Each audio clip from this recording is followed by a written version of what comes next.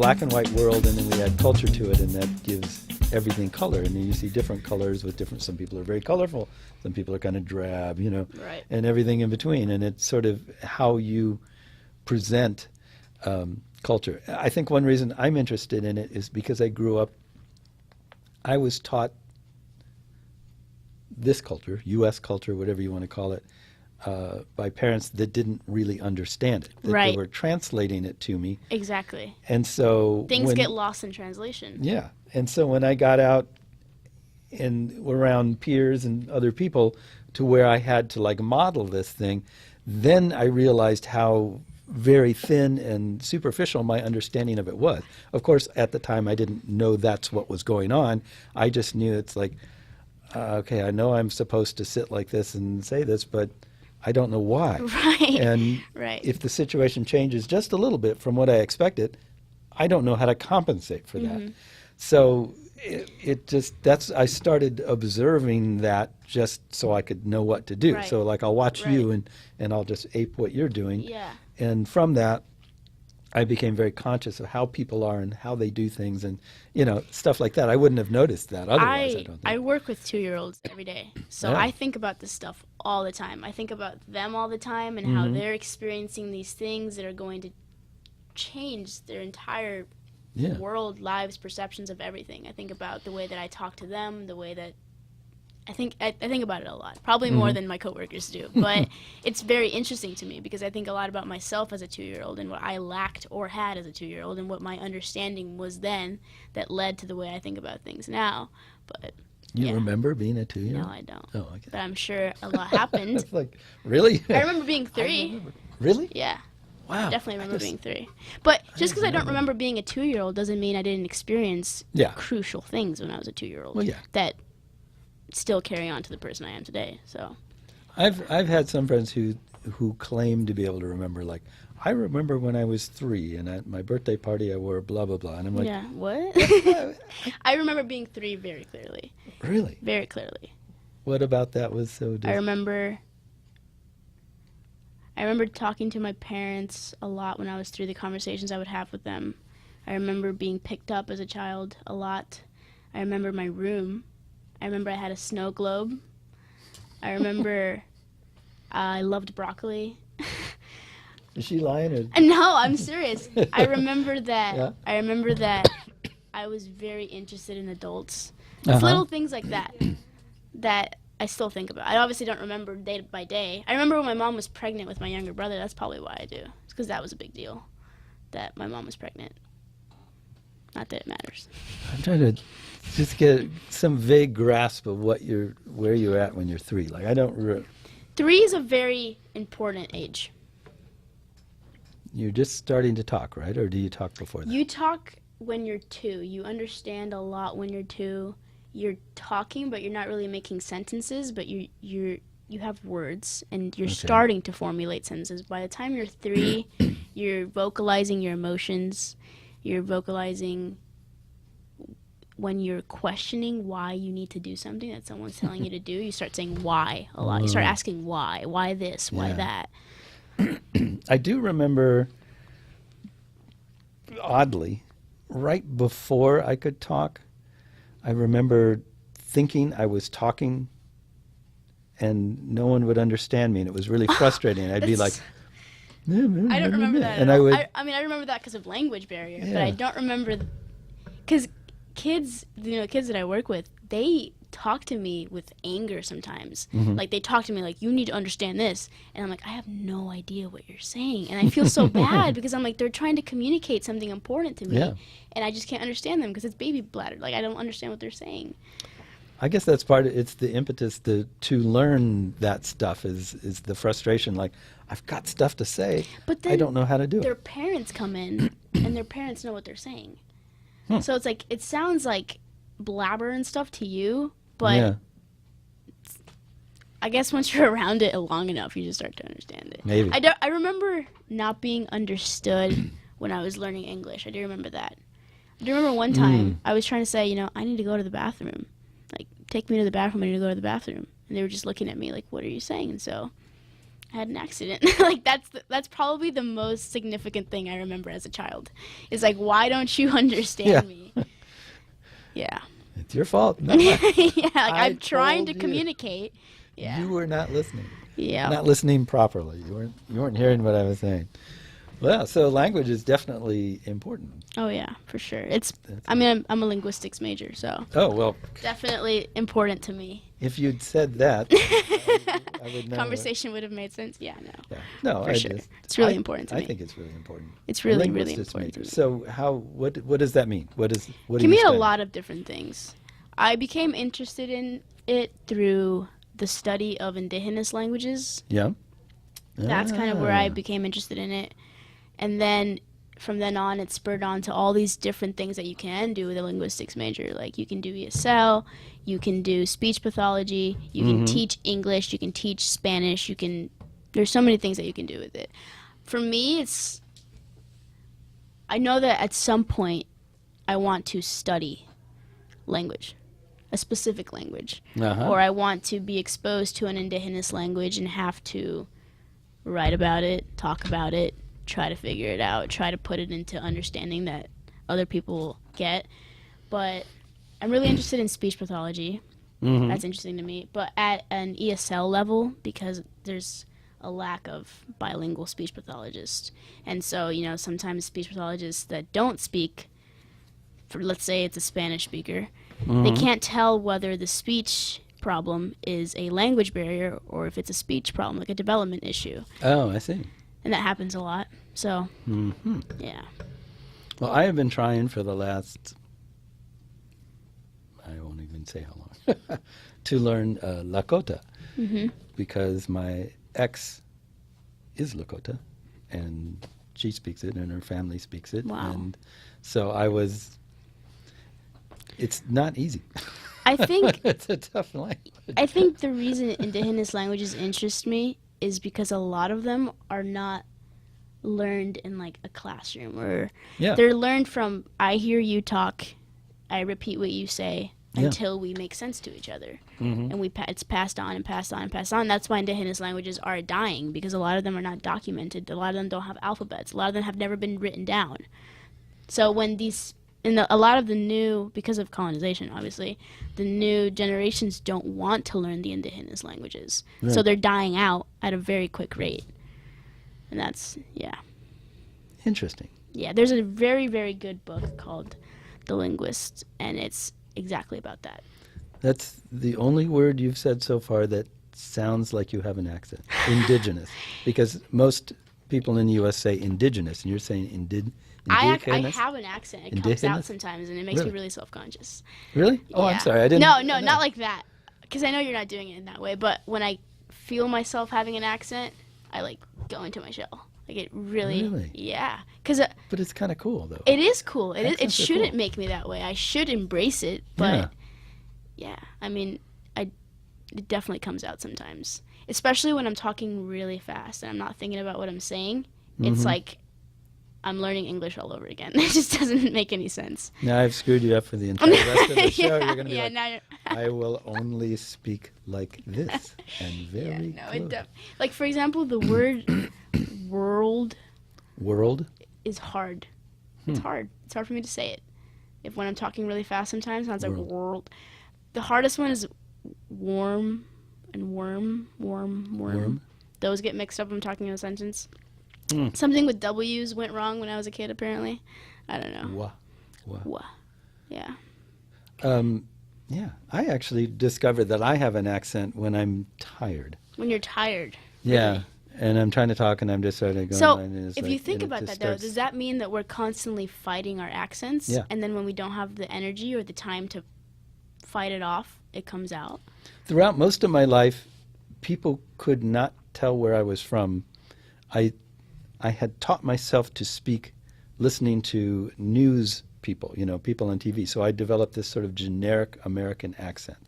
And I mostly still have that. I've got some Midwestern Influence, overtones yeah. now because of so many years of talking to people around here.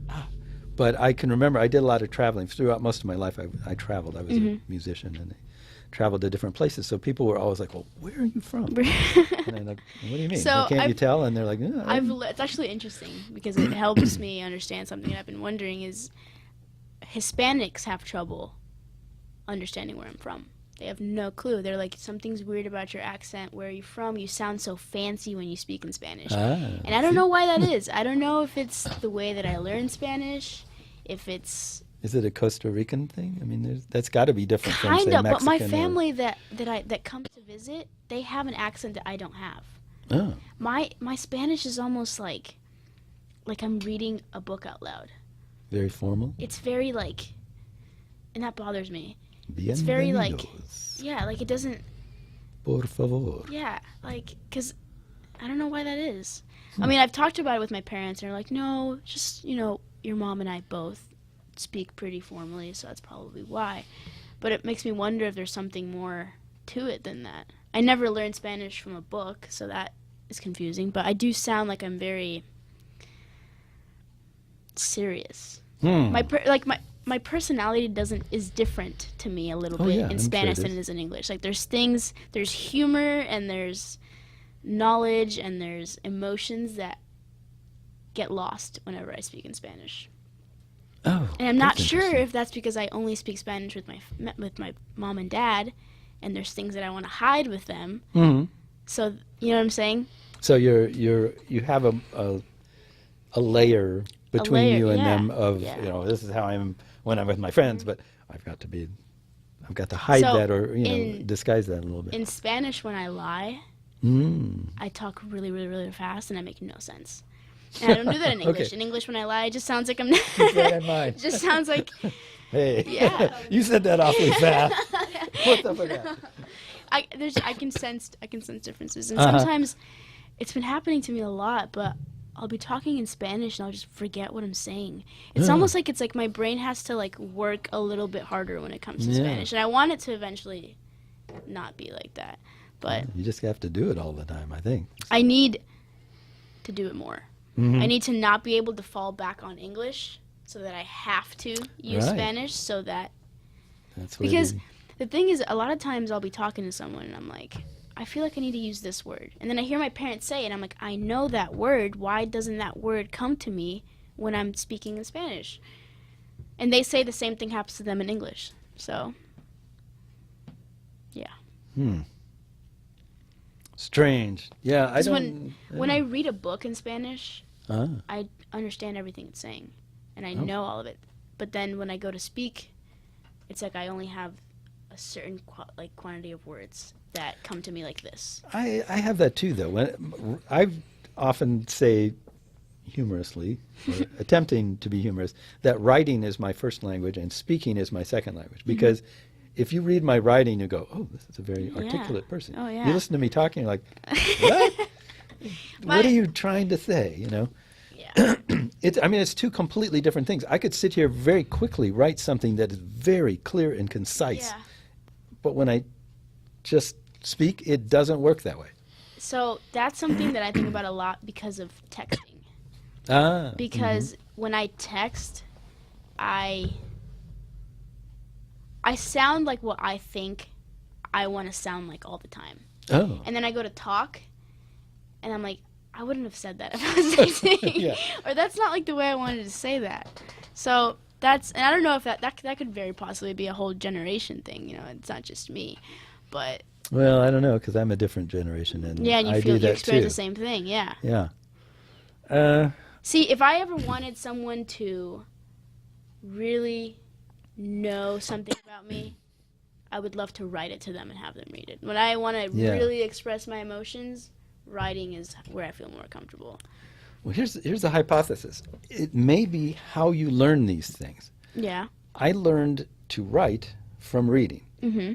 So I read books written by people that really had gift with language, were very articulate, knowledgeable. So I write the way I read. Right. I speak the way I learned to speak from people talking to me. Yeah, they're two different things. Completely different thing. It's like a second language. It really is like a second language.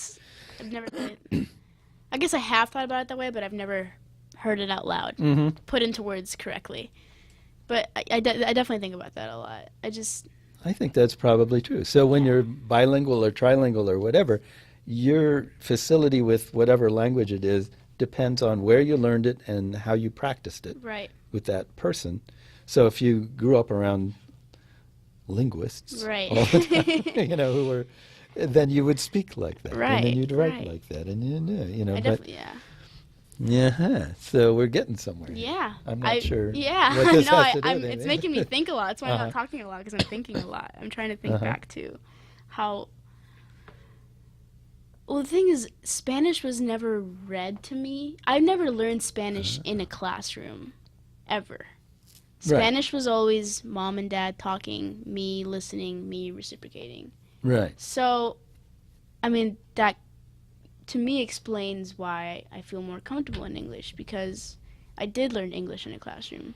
I did Right. elaborate on the language in a completely different way, and I had to put my thoughts into words for teachers, and that's why English makes more sense. But my Spanish isn't, and it's not so much when I say that it's not where I want it to be, that I am just not good at it, because I think I'm good at it. Mhm. It's just that mentally I'm not processing it the way that I want it to be processed. Yeah. I want it to feel more natural and not like a different version of myself that I can hop into for a little bit. Sometimes it feels like that. It feels like I'm just like wearing some kind of like weird costume, Yeah. and then I just like take it. I don't know. That's another thing. Yeah. Well, that goes back to what we were talking about, fitting in and culture and all that sort of, just that, where do you belong when you're, that's one of the standard tropes that you hear all the time about immigrants, particularly from people who are kind of anti-immigrant, all up to really anti-immigrant, is that they're not assimilating. They come here and they just want to That be different. is something that makes me really angry, because my entire life was assimilating. I could sit here and break it down for you. I came here, and as soon as I was old enough to understand that I wanted people to like me, I was old enough to understand that I needed to adapt to the people around me Exactly. to get them to like me, and that included taking a step out of my culture. Right. And I mean, now when I think about it, it really upsets me that I did that. But I did, step out of it for a while. And I think the ages that I was doing that, I stopped caring about Spanish, and I stopped caring about my culture, and I came out of touch with it now. And now, more than ever, I'm reconnecting with it in a completely different way. Mm-hmm. But yeah, I mean, it played a huge role. I was embarrassed almost that, when I bring someone to my house, I'm bringing them into a house with an environment different than what they probably have experienced. My family is very loud, and my mom's always cooking, and there's Mm-hmm. it's just that when you're a kid is embarrassing to have someone over. I just remember being embarrassed a lot as a kid, and that's really sad, because it was because of assimilating, because I wanted to appear American. I wanted to appear white, actually, to be honest with you, is what I wanted to appear like. Yeah. Because I wanted to be accepted by white people. Well, white as in whiteness, not white Right, as in exactly. skin tone. Yeah, yeah, Like, yeah. whoa. You do have to explain that. Bleaching my Some skin. people don't get that. Yeah, Yeah, my dreams came true because as I get older, I'm fading. I don't know if that happens to everybody, but like my you're getting more pale. yeah, I Yeah. was really pretty dark. I see pictures of me when I was little. I'm like, wow, I was really dark. I remember when I was a Just- kid, I would always stay tan. I Mhm. hated it. I did hated too. it. I was just like, why? dark. Why is why is it? And everybody else was orange, and I was like I mean, still to greenish, this or whatever day, you call it. I'm yellow while everyone else is pink. My pale is yellow, and Mhm. the people that I Yeah, I don't see know also why. as pale are pink. Fish-like, I think Yeah, is what I like. whatever.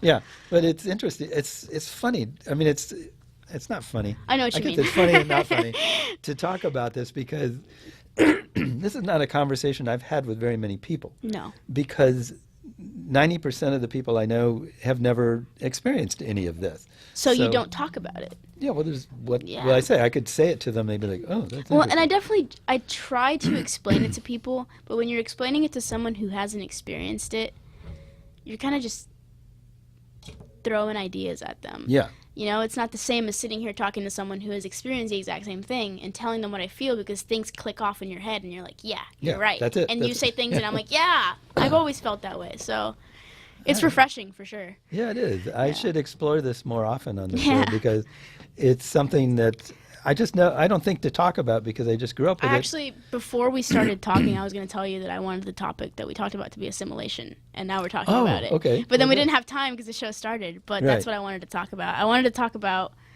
what it's like for immigrants to adapt to American culture while still staying true to their own culture. And, I mean, especially with, like, everything going on with, like, refugees and stuff now.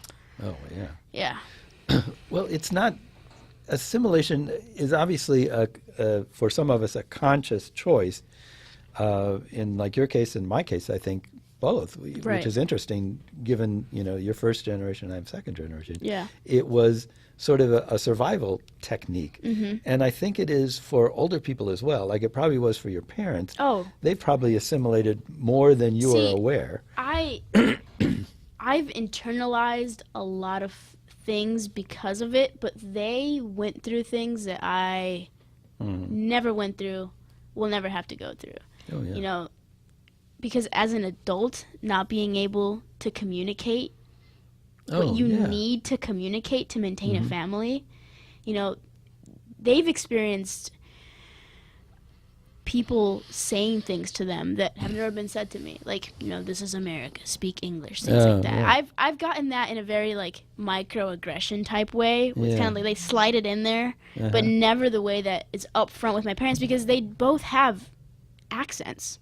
And I've seen it kind of like fade. Like my dad, for example, he really cares about his accent. He wants people to listen to him talk and to look past his accent and to just understand him. So when people don't understand him, sometimes he doesn't see that someone just maybe didn't hear him, or maybe the way he worded it was a little weird. He completely says, I have an accent, this person doesn't understand me. Yeah. So he works really hard at English, and it's incredible to see, actually, because learning another language at that age is a lot harder than it is when you're my age, yeah. And with my mom, I think I struggle with it. I think she's satisfied with the level of English that she has, and she's not too... The thing, though, is she has such a vibrant personality that to her, it's like, people just think she's cute always. Your mom But- sounds very adaptable, like, well, whatever, yeah, I'll make the best but of it. it's exactly how she is. She's just like, oh, okay, this is how things are, we're going to go with it. Yeah. And my dad isn't like that. Yeah. So, She's lucky, because that's a good way to be. but I mean, thinking about them having to learn English, and seeing where they are now is very inspiring. It's definitely something that I think about all the time, because their assimilation was for us. They were doing it for the sake of a family. I was Right. doing it because it was part of growing up. Yeah. I mean, you do that. Actually, that's part of growing up for everybody, is learning, you've got your inner life, and then you learn from your peers and whatever, how people, how we, And whoever we back are. to the translation thing about culture that you were talking about earlier. It's interesting because you're saying that your parents try to translate a culture to you. Yeah. I felt like I was translating American culture to them the entire time I was growing up. I was like, no, like, here you can do that and it's okay. Or Right. like, here, this is how they do it. Like, this is normal here. And it was like little things. It was mostly when I started like hanging out with people. I was like, here it's normal if you like stay at someone's house. Like, it's okay. Yeah. I'm not gonna not be okay. Here it's okay if I stay out until Right. 12 o'clock at night. I mean, little things like that to them were just, 12-year-olds drink, smoke, and Yeah. drive cars. I mean, everybody Mom, does it. it's normal. Come on. Well, Lighten up. I just kind of remembered when my mom was learning English and she didn't know it. Uh-huh. And I stole crayons when I was in kindergarten from one of my classmates. You want to admit this on the And air? yeah, People yeah, are listening to this. I don't know if she knows, actually. Uh-oh. So maybe she'll hear it. But they said, they found out it was me because they looked through all our backpacks. Uh-huh. And they were like, we're going to have to talk to your mom. And I remember, even though I was like 5 years old, I was like, it doesn't matter because mom doesn't know English. Yeah, that's right. And so mom came and I translated my own version Uh-huh. of the story and made it seem a lot worse than it was. And at that age, I was already manipulating language barriers. You're and evil. Yeah, I know. No, But but I think about that a lot. I think about it all the time. Well, no, but that's how, I mean, it's all a part of adapting, is figuring out how to make your world work. Right. But part of that for me was culture and language. Because kids Yeah. do that. They do that. But I was doing it through a culture and through a language, which is, Mm-hmm. So I think about that. Definitely. Very interesting. Yeah. I've got something on you now. You can use that against me. Yeah. Yes, I've She steals got something crayons, on you. and she will try to lie to you. Watch about your crayons. And when she's translating, it. Don't listen to the don't words she says. trust it. Well, actually, so I started interpreting for the school district this year, uh-huh. and I loved it. But I was definitely like nervous that some word was going to be used and I was going to have no idea how to translate it. But it went really well. It's like for parent teaching conferences and stuff like that. Uh-huh. So the thing though is I've noticed sometimes things in English that go on for hours take like 2 seconds to translate in Spanish and the other way around. Yeah. So then you have that like doubt of silence when you're translating where the person's like, did they actually translate everything? And I'm like, I promise I did. Mm-hmm. Yeah. Translating I really liked it though. I did, which is why I want to learn Spanish to the best of my potential so that I can do that more. Yeah. Yeah. I like translating from English to Spanish more than I like translating from... I like translating from Spanish to English more than I like translating from English to Spanish, though. Because if someone's talking to me in Spanish and I process it, I can just blurt English out at you because I already understood it's it. easy. But hearing English and then having to put it into Spanish is harder. Mhm. It's Oh, that definitely makes harder. sense. That makes sense. That's where I get kind of like weird about it. Also, well, a lot of the times, jokes don't always translate the way, no. and that's just awkward for everyone because then one person's laughing and the other one's like, "Did you tell them my joke?" And I'm like, "No, you don't understand." I told them. It's They not don't fun. think It's not funny. Not even close Yeah. to funny. Yeah. Yeah, that's interesting. Well, we are actually rapidly Yeah. approaching the end of our time. We've got a Wow, we couple just talked for minutes an left. hour. Yes, we did. That's crazy. That's how the show goes. We just Yeah, kind of get that's here why I and like it. That's blah, why blah, I blah. like it a lot. Well, you're I welcome definitely to, like it. to come back Yeah, anytime. yeah, and, for sure. And I like that we didn't like have a structure or anything. We kind of just went at it and ended up covering things that I wanted to cover. that's good. Yeah. Well, so, yeah, 3 minutes. That's kind of a weird, I mean, if we A start weird time talking gap. some Yeah. Yeah. What do we do? more. So are there any upcoming events that you know about that I don't, something that's going on somewhere? I don't know. I feel like every day there's a new event. It seems like it. It used to be like, oh, there's an event like 3 weeks from now, and you planned for that. Now it's like every single day there's like a new thing, which I love. I like it a lot. But Well, it's an you exciting don't always time. go with your schedule and stuff like that. It's unfortunate that it's exciting for the reasons Right. it's exciting Yeah. for, but it is an exciting time Yeah, for it. that's something that's frustrating is the Yeah. positive things that are coming from an extremely negative thing. Yeah, well, I suppose we can talk about that next. Yeah, that would not be a good time. A good thing to start talking about now. Right. So, well, you have been listening. If you have been listening, and if you haven't, then you won't know that I'm saying this, so it doesn't matter anyway. But if you have been listening, you have been listening to CU Immigration here on WRFU LP Urbana 104.5 FM. I hope you will tune in next time, whenever that may be, for more scintillating discussion, intelligent talk, and whatever we come up with. But anyway, hopefully we'll see you then. Bye-bye.